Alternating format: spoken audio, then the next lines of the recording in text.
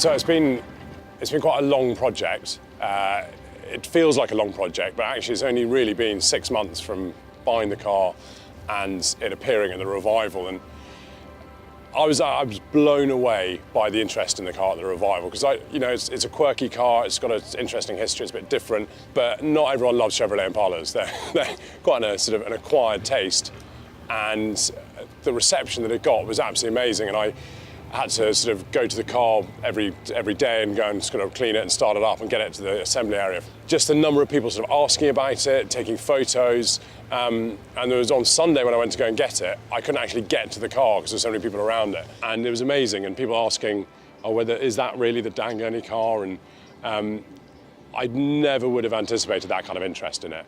Obviously, I did this for, not just for Dan and family and fans and things, I did it for myself, but ultimately, that's the main thing with these projects, is if you can get an amazing reaction to something, you feel, I suppose, vindicated on why you've spent the money and why you spent the time and effort getting it back on the road. So the reaction was amazing, totally blew me away.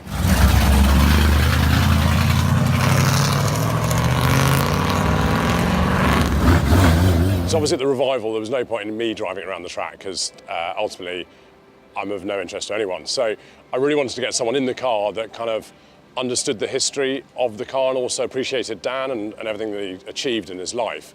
And actually, there's a sort of very short list, and at the top of that list is Dario Franchitti. And yes, he's a 4-time IndyCar champion, he's a 3-time Indy 500 winner, but he's also a really lovely bloke and just gets the whole history of it and the fact that it was Dan's car, and he knows the Gurney family quite well.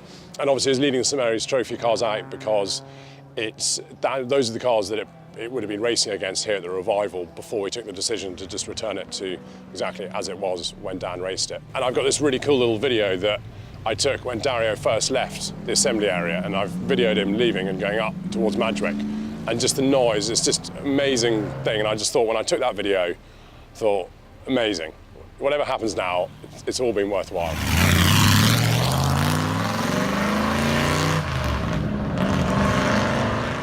It was good seeing Dario's smile, and his wife got out of the car and said it was the most fun she's ever had in a car.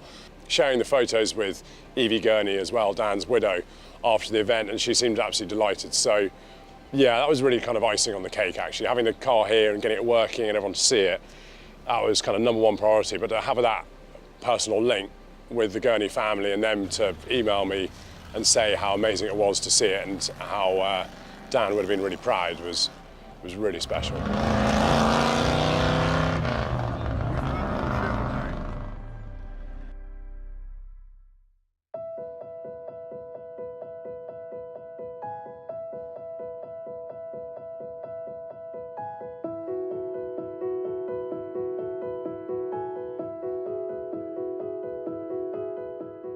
It's been a massive project for me, not necessarily because I've been the one kind of doing all the work on the car. The Jordan Racing team have done an incredible job. Liam has had so many late nights, doing so many more hours than he ever wanted to do on this Impala. But it's been a big project for me because while there's sort of other people invested in it, I've put everything I've got into this car. And already, after only driving it for probably 4 hours in total, I'm really quite attached to it.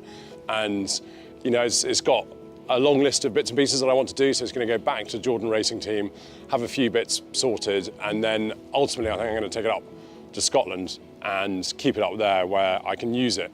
There are open roads, there aren't neighbours that are going to get really annoyed when I switch it on, and I'll actually get to use it. And that's what I want to do with the car. I don't want it sitting in a shed, I don't want it sitting somewhere it's looked at but not used. I want to drive it around, use it on the road, and actually Dan obviously flew it over in '61 in order to race it in the British Saloon Car Championship, but he was also planning to use it as his transport between all the European races.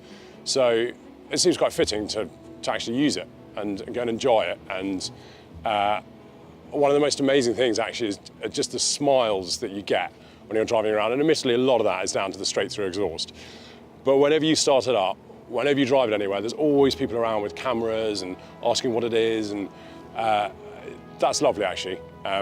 I'm sure it might get quite annoying when you want to lead us a very quiet life, but it's going to be making a lot of noise somewhere on a Scottish road.